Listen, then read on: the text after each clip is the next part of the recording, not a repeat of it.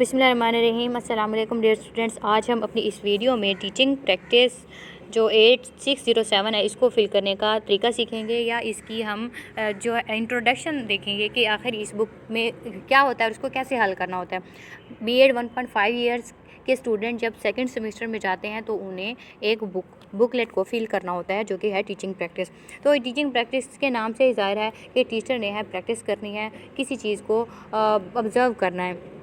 कैसे कि किसी पब्लिक या प्राइवेट स्कूल में जाना है और 14 दिन के लिए वहाँ पे जितनी भी स्कूल में चीज़ें हैं उन सब चीज़ों को ऑब्ज़र्व करना है, टीचर्स को देखना है, स्टूडेंट को देखना है, टीचर स्टूडेंट का ताल्लुक़ देखना है, स्कूल की बिल्डिंग को देखना है, उसमें जितनी भी चीज़ें हैं, वाशरूम्स हैं, रूम्स हैं, हवा, लाइट, इन सब चीज़ों का क्या ये प्रॉपर इंतज़ाम है या नहीं है, ये आपने जाके अपने स्कूल में ऑब्ज़र्व करना होता है। इसके अलावा और बहुत सी चीज़ें हैं जो कि हम आगे डिस्कस करेंगे। तो जब टीचर को इन चीज़ों का प्रैक्टिस कर रही है, टीचर इन चीज़ों को ऑब्ज़र्व कर रहा है, तो यकीनन कल जब आपको टीचिंग फील्ड में जाएंगे तो आपको अंदाज़ा होगा कि मैंने जब क्लासरूम ऑब्ज़र्व किया था तो उस टीचर ने ये वाला तरीका इस्तेमाल किया था, तो मुझे भी ये तरीका इस्तेमाल करना चाहिए बच्चों को कंट्रोल करने का। या बच्चे जब शरारत कर रहे थे तो टीचर ने उन्हें इस तरह से समझाया था, तो मैं भी इस तरह से समझाऊँ। तो जब आप टीचर की हर चीज़ को नोट करते हैं तो ये कल को आपको टीचिंग के फील्ड में हेल्प करेगी, आप भी बच्चों को उस तरीके से हैंडल करना सीखेंगे। इसके अलावा अगर टीचर उनमें कोई कमी है, आपको लगता है कि यहाँ पे बेहतरी होनी चाहिए थी, तो आपको वो भी आपके जहन में रह जाएगा और कल को जब आप पढ़ाने लगेंगे तो आप कहेंगे कि हाँ, उस टीचर ने यहाँ पे मिस्टेक की थी तो मुझे नहीं करनी। फॉर एग्जांपल टीचर जब पढ़ा रही थी तो वाइट बोर्ड के आगे आ जाती थी, इस चीज़ को वो नोट नहीं कर सकी, जिसकी वजह से बच्चों का जो सीखने का अमल है उसमें रुकावट आती थी। तो मैंने अब इस चीज़ को मद्देनज़र रखते हुए कभी भी वाइट बोर्ड के सामने नहीं आना और वाइट बोर्ड को बेहतर तरीके से इस्तेमाल करना है। तो ये बहुत सी चीज़ें होती हैं, इन सब चीज़ों को टीचर ने ऑब्ज़र्व करना है ताकि उसके जहन में ये सब चीज़ें रह जाएँ और कल को वो एक अच्छा टीचर साबित हो सके। तो अब देखते हैं इसको कि यहाँ पे आपने लिखना है अपना रोल नंबर, यहाँ पे रखना है रजिस्ट्रेशन नंबर, और यहाँ पे सिग्नेचर ऑफ एग्जामिनर। ये आपका काम नहीं है, ये सारा वर्क आपको आपकी बुक फिल करने के बाद जब सबमिट हो जाएगी तो एग्जामिनर आपको मार्क्स देगा यहाँ पे। ठीक है, अब कोर्स डिस्क्रिप्शन देखते हैं कि हमें क्या कहता है। इसमें आपने 42 आवर्स स्पेंड करने हैं, इसकी तफसील भी आगे है, हम आगे ही डिस्कस करेंगे। चलें इसकी बेसिक चीज़ें देख लेते हैं। एक तो इस कोर्स में वर्कशॉप जो है 3 दिन की मस्ट है, ठीक है। दूसरी बात यह है कि आपने 2 हफ्तों के लिए किसी भी स्कूल में इंटर्नशिप करनी है, स्कूल विज़िट करना है।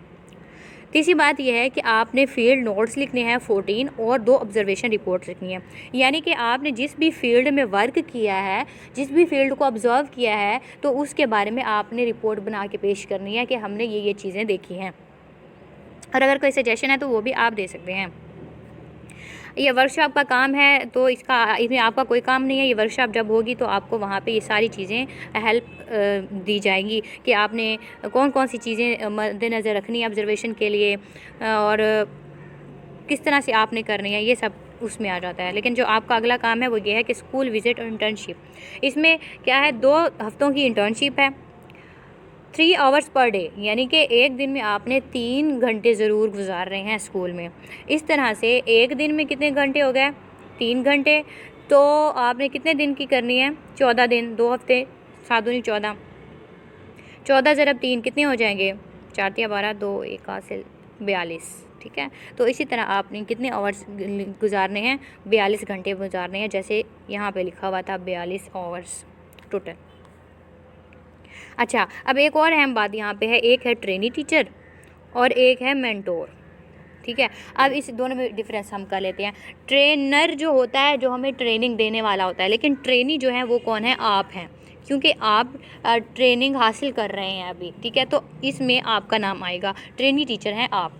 मेंटोर टीचर ये है कि जब आप किसी स्कूल में गए हैं तो जाते ही आप हर क्लासरूम में जाके तो नहीं ऑब्ज़र्व कर सकते ना, आपको क्या पता कि कौन सी चीज़ कहाँ है, कौन सी चीज़ कहाँ है। तो आपके साथ एक टीचर होता है जो स्कूल का होता है, वो आपका मददगार होता है, क्या आपको रहनुमाई करता है और आपको ऑब्ज़र्व भी करता है कि ये अपना काम सही तरीके से कर रहा है या नहीं। और फिर आप जब फील्ड नोट्स लिख लेते हैं तो उसमें आपको कमेंट्स भी देता है कि इस बच्चे ने, इस टीचर ने जो अपना काम किस तरह से किया, कैसे सही ऑब्जर्वेशन किया या नहीं की। तो उसका नाम वो होता है मेंटोर टीचर, ठीक है।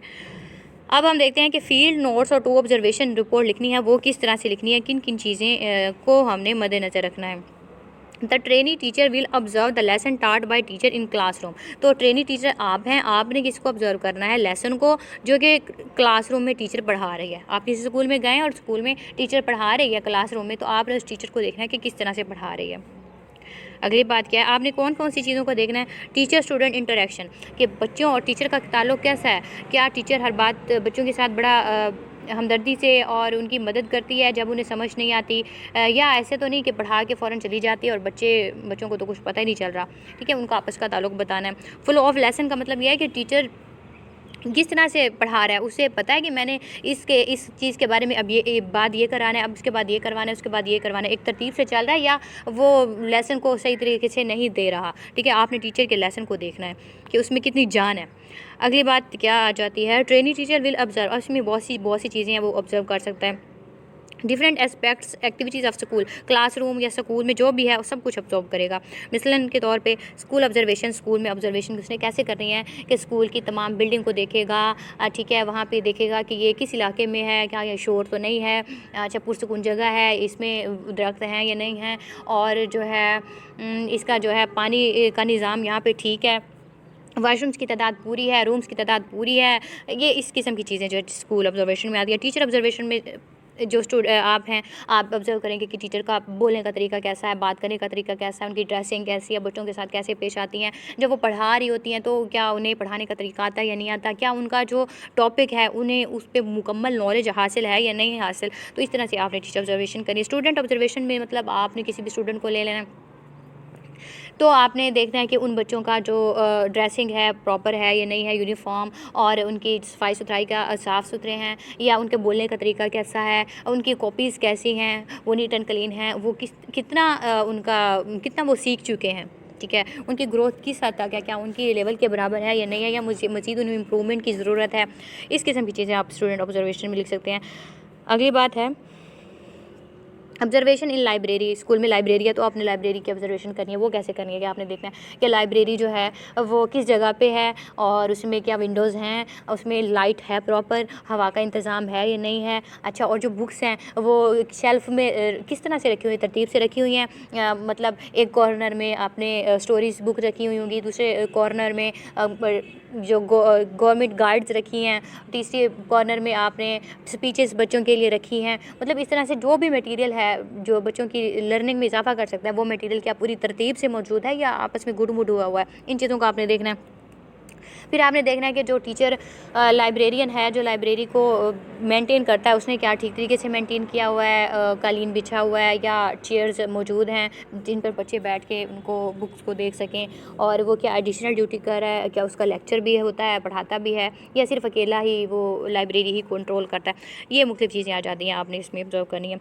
लेबॉर्ट्री है कि अगर आप हाई स्कूल में हैं तो यकीनन उसमें लेबॉर्ट्री होगी, तो उसको विज़िट करेंगे कि जो भी प्रैक्टिकल से रिलेटेड सामान है, ज़ूलॉजी, बॉटनी, केमिस्ट्री नहीं केमिस्ट्री, फ़िज़िक्स और बायोलॉजी से रिलेटेड जो भी ऑपरेटस होता है, क्या वो मौजूद है या नहीं मौजूद है, और क्या पूरा सेटिंग में है या नहीं है, तो उसमें लाइट है, बच्चे इजीली परफॉर्म कर सकते हैं या नहीं कर सकते, इसको परफॉर्म करवाया जा रहा है या नहीं करवाया जा रहा। तो इस किस्म की चीज़ें आप लेबॉर्ट्री में लिखेंगे। स्कूल असम्बली में आप लिख सकते हैं कि स्कूल में जब असम्बली हुई तो किस तरह से बच्चे डिसिप्लिन दिखा रहे थे या नहीं दिखा रहे थे, टीचर्स किस तरह से वो उनकी तरतीब थी, किस टाइम शुरू हो रही है, कब एंड हो रही है, टीचर उसमें कौन कौन सी एक्टिविटीज़ करवाते हैं, तो ये समरी में आ जाएगा। स्कूल लीडरशिप का मतलब है कि जो स्कूल में है लीडरशिप है, जो हेड्स हैं वो क्या बच्चों की लर्निंग को बेहतर बनाने के लिए सारे इक़दामात कर रहे हैं, या उनका फोकस बच्चों की बेहतरी की तरफ है या नहीं है।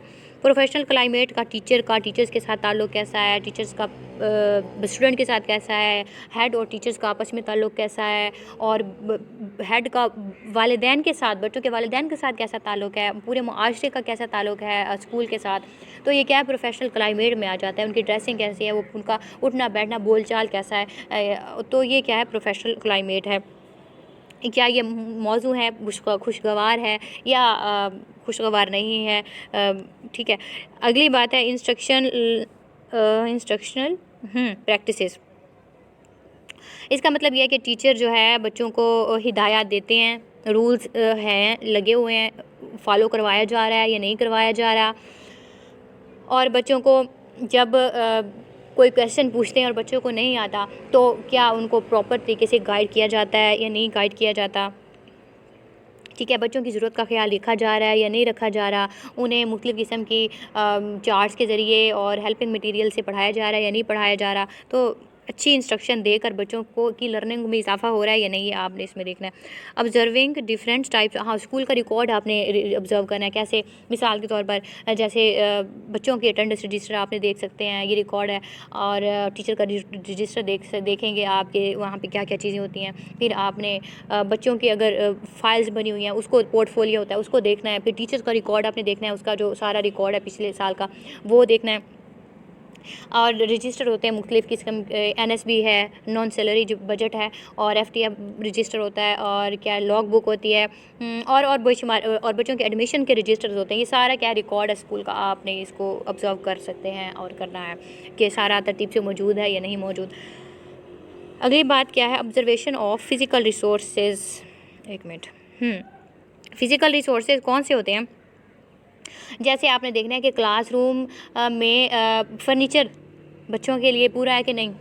आपने देखना है कि क्लासरूम्स की तादाद पूरी है या नहीं। ऐसे तो नहीं कि बच्चे ज़्यादा हैं और क्लासरूम है ही नहीं, बच्चे बाहर बैठे हुए हैं। वाशरूम की तादाद पूरी है कि नहीं, ठीक है। बच्चों को अच्छा इन्वायरमेंट मिल रहा है कि नहीं मिल रहा। क्लासरूम में प्रॉपर लाइटनिंग होती है या नहीं होती। और गर्मी के मौसम में जो पंखे हैं उनकी तादाद मुनासिब है या नहीं। तो ये सारी चीज़ें किस में आ जाती हैं, फ़िज़िकल रिसोर्सेज में आ जाती हैं। आप इन चीज़ों को ऑब्जर्व कर सकते हैं। और क्लासरूम इन्वायरमेंट, टीचिंग एड्स मतलब AV एड्स, चार्ट्स इस्तेमाल करते हैं टीचर्स, मॉडल्स इस्तेमाल करते हैं, ग्राफ का इस्तेमाल करके पढ़ाते हैं, LCD लगा हुआ है। ये टीचिंग एड्स हैं ना जो बच्चों को सीखने में मदद देते हैं। प्रोजेक्टर है और मल्टीमीडिया का इस्तेमाल है या नहीं है। और क्या चीज़ें आ सकती हैं, मैप्स, अगर सोशल स्टडी पढ़ा रहे हैं तो क्या टीचर मैप के ज़रिए बच्चों को वजाहत से समझाता है या नहीं समझाता। तो ये क्या है, टीचिंग एड्स हैं जो बच्चों की ज़्यादा सीखने में उनकी मदद करते हैं। क्या फ्लैश कार्ड का इस्तेमाल करता है, ये वगैरह सब चीज़ें हैं जो आपने 14 हमने लिखनी है। अब ये क्लासरूम ऑब्जर्वेशन रिपोर्ट की गाइडलाइन है, इसमें हेडिंग्स दी हुई हैं, इनको आप फॉलो करके ईजीली लिख सकते हैं। पहली बात क्या है, बैकग्राउंड इन्फॉर्मेशन, ठीक है ना। जब आपने क्लासरूम की ऑब्जर्वेशन लिखनी है तो आपने बैकग्राउंड लिखना है कि उसमें बच्चे स्कूल किस किस्म का था, पब्लिक है, प्राइवेट है, प्राइमरी है, हाई है, एलिमेंट्री है, और नंबर, बच्चों की उम्र कितनी थी, किस किस्म के एज के स्टूडेंट्स मौजूद थे, क्लासेस कितनी थी वहाँ पे। अच्छा, जेंडर ऑफ चिल्ड्रन, बच्चों के जो है फ़ीमेल स्कूल था या सिर्फ मेल स्कूल था या दोनों को कंबाइन किया हुआ था, किस तारीख को वो बिल्ड किया गया स्कूल। अच्छा, और उसकी जो जगह है वो कौन सी है, ठीक है, और टाइम वगैरह किस वक्त वो बनाया गया। तो इस किस्म की जो चीज़ें हैं वो आप बैकग्राउंड इन्फॉर्मेशन में लिख सकते हैं, ठीक है। अगर अगली बात किया है कि दूसरा पॉइंट आपने देना है, मैप ऑफ क्लासरूम, क्लासरूम का नक्शा बनाना है आपने। ड्रा द क्लासरूम लेआउट, आपने क्लासरूम का नक्शा बनाना है कि बताना है कि कहाँ पे टेबल्स पड़ी हैं, कहाँ पे चेयर्स पड़ी हैं, और कहाँ पे स्टूडेंट्स बैठे हैं, कहाँ पे वो वाइट बोर्ड लगा हुआ है, कहाँ पे चार्ट्स लगे हुए हैं, कहाँ पे अलमारी पड़ी हुई है, कपबोर्ड पड़ी है, कपबोर्ड। तो ये सारी चीज़ें जो है आपने तरतीब से दिखानी है, एक तस्वीर बनाकर उसमें बतानी है। ये आगे हमारे सैंपल में सॉल्व हैं। Nature of activity, group of children. अब आपने अगली बात ये करनी है कि जब टीचर पढ़ा रहा था तो उसने किस किस्म की एक्टिविटीज़ इस्तेमाल की हैं। क्या अलग-अलग बच्चों को प्रैक्टिस करवा रहा था, क्या छोटे छोटे ग्रुप्स बनाए हुए थे, या पूरी क्लास को इकट्ठा ही वो कवर कर रहा था। अगर स्टूडेंट्स ग्रुप में काम कर रहे हैं तो स्टेट हाउ मैनी चिल्ड्रन, तो बताएं कि ग्रुप में कितने बच्चे थे, ठीक है। तो आपने ये भी बताना है। और अगला पॉइंट आपने कौन सा देना है, डे शेड्यूल। आपने डे शेड्यूल बना देना है पूरे दिन की, जो जितने भी लेक्चर्स हैं। फॉर एग्जांपल आप 5 क्लास को ऑब्जर्व कर रहे हैं तो आपने बताना है कि फ़र्स्ट टाइम इनका कौन सा लेक्चर था, इस टाइम से इस टाइम तक इनका कौन सा लेक्चर था, फिर इस टाइम से इस टाइम तक कौन सा लेक्चर था, फिर ब्रेक कब थी। इस तरह से पूरा शेड्यूल दे देना है आपने। अच्छा, अगली बात क्या कहता है कि indicate the schedule when you were there by underlining और बोल्ड फेसिंग द लाइन। तो जिस वक्त आप मौजूद थे, ठीक है, उस टाइम के ऊपर आपने ना उसको हाईलाइट कर देना है। 5वां पॉइंट आपने क्या लिखना है, टीचर एंड चाइल्ड इंटरेक्शन, कि बच्चों और टीचर का आपस का ताल्लुक़ कैसा था। मिसाल के तौर पर कैसे कि इंटरव्यूज़, हाँ, क्या टीचर बच्चों की मदद कर रहा था, उनके साथ हमदर्दी से पेश आता था, और जहाँ पे बच्चों को समझ नहीं आती थी उन्हें समझा देता था या उनको डांट देता था। ठीक है, जब टीचर किसी बच्चे को फॉर एग्जांपल उसको आई साइड वीक थी, तो टीचर ने क्या उसका ख्याल किया, उसको आगे बिठाया या वो पीछे बैठा रहा। ठीक है, तो अगर कोई बच्चा हर्ट हुआ किसी बात से तो टीचर ने उसके लिए उसके साथ उसका क्या रवैया था। अगर बच्चों को सवाल का जवाब नहीं आ रहा तो टीचर ने क्या उसको डांट दिया या उसको उसका किसी और तरीके से उसको समझाया कि बच्चे को मज़ीद अच्छी तरह से समझ आ गई। ठीक है, ये तमाम चीज़ें क्या आ जाती हैं, टीचर स्टूडेंट इंटरेक्शन में आ जाती हैं। अगली बात क्या है, डिस्क्रिप्शन एंड इंटरप्रिटेशन। आपने इसमें वजाहत करनी है, ओवरऑल ओपिनियन देना है कि जो भी मैंने आज क्लासरूम में ऑब्ज़र्व किया है मेरी इसके बारे में क्या राय है। सही है, और आखिर में आपने देना सजेशन दे देनी है, give some suggestion to improve children's learning experience in the school, कि आपने बता देना है कि हमने बच्चों को किस तरह से स्कूल में बच्चों को इम्प्रूव करना चाहिए, कौन कौन सी खामियां हैं जो थी इनको अच्छा करना चाहिए। ठीक है, ये आप सजेशंस भी देंगे अपनी जब तो ऑब्जर्वेशन रिपोर्ट्स लिखेंगे। तो अब आगे देख लेते हैं कि डेली फील्ड नोट्स के आपके 40 नंबर हैं और ऑब्जर्वेशन रिपोर्ट्स के 50 नंबर हैं, यानी कि 25-25 हैं। 2 ऑब्जर्वेशन रिपोर्ट्स हैं ना, तो 25-25 हैं और फील्ड नोट्स के 40 नंबर हैं, ये हैं 14। Total attendance the workshop 10 number में की है और टोटल मार्क्स आपके 100 हैं। तो आप पास कब होंगे, जब आप 50 नंबर लेंगे। ठीक है, एक और अहम बात ये है, the perspective teacher has to pass each component of the practice separately, यानी कि आपको हर इस जो है कंपोनेंट को अलग-अलग पास करना ज़रूरी है। फॉर एग्जांपल अगर इसके 40 नंबर हैं तो इसमें से आपको 20 लेने ज़रूरी हैं, अगर अगले के 50 नंबर हैं तो उसमें से आपको 25 लेने ज़रूरी हैं, लेकिन अटेंडेंस जो है वो मस्ट है। ठीक है, in case of failure in any component, अगर किसी भी कंपोनेंट में आप फेल हो जाते हैं, the student has to register in the teaching practice 1, तो उसको दोबारा जो है एडमिशन लेना पड़ेगा। अब हम ये देखते हैं कि ये कौन सा फॉर्म आ गया, practicum teaching site approval form, कि जिस जगह पे आप टीचिंग कर रहे हैं वहाँ से आपने अप्रूवल लेनी है कि हमने वाकई इस जगह पे टीचिंग की है। ठीक है, तो कोई भी हो सकता है, यहाँ पे मेंशन है कि पब्लिक भी हो सकता है, प्राइवेट स्कूल भी हो सकता है, और जो है आपने जगह वो चूज़ करनी है जो आपको आसान लगती हो।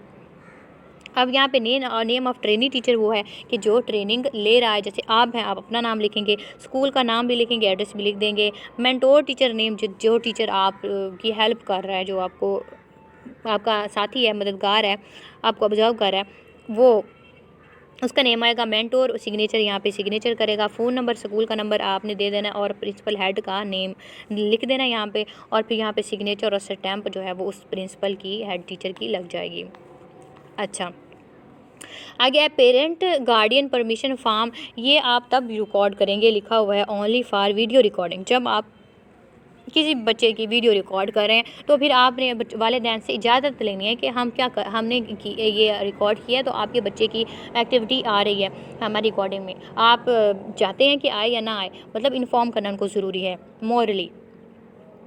तो फिर ये फॉर्म है आप भेजेंगे, और यहाँ पे जो है ये वाला जो सेकंड वाला है ये फिर वालिदैन जो है वो फिल करके भेजेंगे कि हाँ भाई हमें कोई इतराज़ नहीं है, आप हमारे बच्चे की वीडियो इस्तेमाल कर सकते हैं अपनी टीचिंग प्रैक्टिस के लिए। ठीक है, लेकिन इसको कोई भी इस्तेमाल नहीं करता क्योंकि हम वीडियो बनाते नहीं, तो इसको आप ना भी इस्तेमाल करें तो इसका कोई ऐसा मसला नहीं है। आगे आ जाती है सैम्पल ऑब्जर्वेशन रिपोर्ट 1 आ जाती है, सैम्पल ऑब्जर्वेशन रिपोर्ट 2, ये ऑब्जर्वेशन रिपोर्ट के साथ एक गाइडलाइन के तौर पे काम आएंगी। हम इनको तब डिस्कस करेंगे जब हम ऑब्जर्वेशन रिपोर्ट को डिस्कस करेंगे अपने नेक्स्ट लेक्चर्स में।